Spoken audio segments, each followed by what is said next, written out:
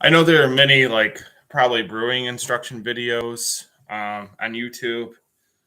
There might be brewing instructions all over the place, but the notes that I took are in um, the comment video section. But here goes the instructions. Make sure before you do anything, you buy um, sanitizer that's obviously food grade, and you sanitize everything and clean it with soap and that sanitizer and everything that's food grade. So the brew kettle, the bucket, or the brewing vessel, um, you know, and then everything that's going to come in contact with the beer or the batch. Whether it be you're brewing beer, cider, uh, hard cider, hard seltzer, uh, liquor. I mean, well, that's kind of a whole different ball game. This is primarily for the three I mentioned. Liquor's a whole different animal. Um, but letting the bucket soak and the brew kettle soak, it can be difficult. So just keep fresh running water going and make sure all the soap is out of it too before. But you have to just let it soak for a period of time so it cleans and sanitizes itself. Um, One, light burner and add water to brew kettle of the desired batch level. Usually, batches are, the normal batch is 5 gallons. But if you can do under or above that, give it a shot. If it's your first time doing it, I suggest just sticking to 5 gallons and below. Get the water to about 150 to 155 degrees Fahrenheit. This is for the mash. This would be the mash temp for grain or partial mash.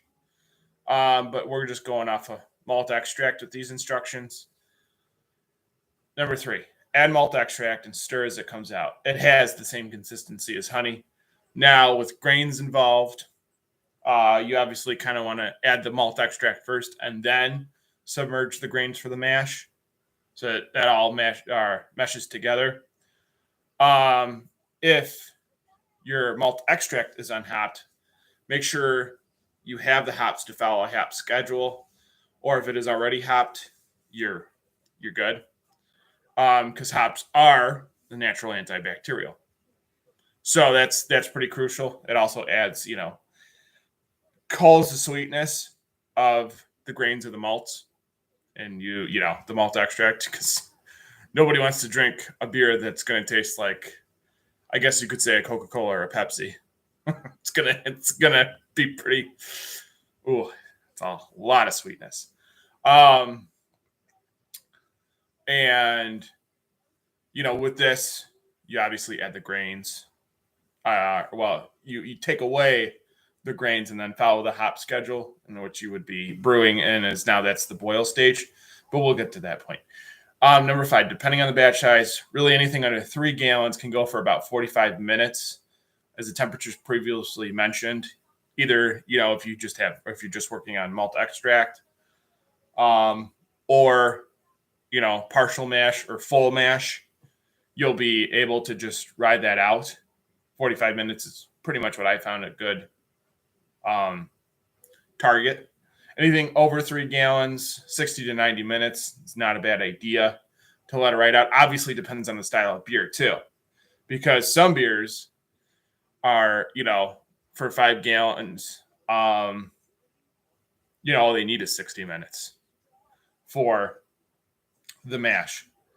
30 can be another one, where if you just want to hit a certain flavor profile, 30 sometimes is a good one. But 60 to 90 minutes isn't a bad idea, because at first 30 to 45, you just kind of let the grains go, or the mash go, whether it be from the malt extract or, like I said, partial or full. And then that way, you add the hop schedule, add it to it, so it covers the full 60 to 90 minutes. Because there's two separate stages with this. But if there's any questions, obviously, you can search the internet for that as well. You can stir until the viscosity of the malt extract is blended in nicely with the water. So once again, this goes with all three. 7, let it ride out until whichever time is set, then turn the burner off. This is where it's kind of a dealer's choice now. You don't necessarily have to turn the burner off. You let the batch cool down in the brew kettle or in the bucket fermentation vessel. Either way, make sure it's just in a cool and dark place. Preferably a bucket or fermentation vessel with a handle. Can get pretty heavy. Number 9, pitch yeast after a batch cools down. There's always a cooling option of either an ice bath or a cooling tube that runs cold water through it, which of course needs to be sanitized. But I do it the old-fashioned way and let the basement do it for me, usually called a hop stand. It usually takes to about 2 or 3 hours for an under 3-gallon batch to cool down and 3 to 4 hours for a 3 and up gallon batch to cool down. Make sure whichever the case that is cooled at about 60 to 65 degrees. That's normally the temperature range that yeast, once it's pitched, it can tolerate. There's some yeast that obviously can tolerate more, some yeast that can't. I wouldn't recommend it because that's the sweet spot. Otherwise, you don't know what might happen, and you might end up killing the yeast. Pitch the yeast, which just means dump the dry and liquid yeast into the bucket fermentation. If you have to do a yeast starter, you can do a yeast starter. 11, let it ferment for about 2 weeks. It's usually the run time. I would follow the instructions if you get a kit or anything like that. I would go by those instructions as well alongside these. So that way you have good instructions on both ends. And because everything's not one-to-one when it comes to brewing. There's obviously different styles of beer, and all of these instructions are subject to change for sure. Like if you're brewing an imperial stout, sometimes the grains, like that, the mashing process, I've noticed online, it can take 2 to 4 hours. I mean, you better have a lot of propane or constant running electricity, depending on which kind of burner you use. But you better have some oomph behind it because obviously different beer styles require different nuances and different ways about doing it. But this is basically just malt extract where the majority of these instructions are, and this is for like starters. And then from there, obviously, if you're into this, you progress. 12, keg bottle, or if you store it in containers in the refrigerator, because if you don't like carbonated beer, that's up to you. They make carbonation tablets for bottles. For kegs, you're going to need a way to get the carbonation into the kegs. So you carb up the kegs and you make sure it's okay. Strain the yeast from the batch out. Make sure everything's sanitized again. You have to.